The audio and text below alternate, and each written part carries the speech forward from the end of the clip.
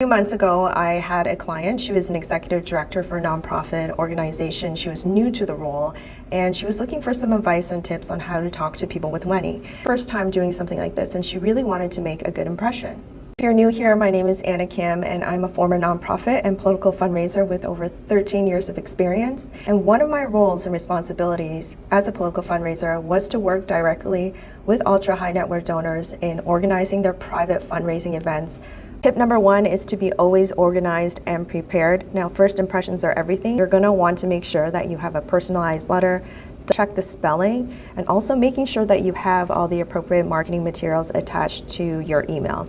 Now, they only have 2 seconds, and now you have to understand CEOs, chairmen, anyone at the executive level pitched all the time, right? So you have to make sure that you care about the details. Number two is to always be sure to be nice to their secretaries, their executive assistants. They are the gatekeepers, and they really trust what they say. So please make sure that you are kind and polite to them, because they can make or break your access.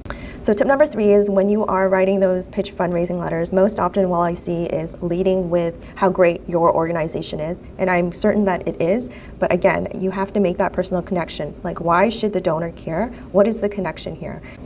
So tip is when you are asking for a meeting, or if you're asking to get on a call, please make sure that you are scheduling your time around their schedule, not the other way around. So I had a client that came to me with a draft of a letter, and they were giving specific times and dates for when the meeting can happen. So you are asking something from them, so you have to work around their schedule.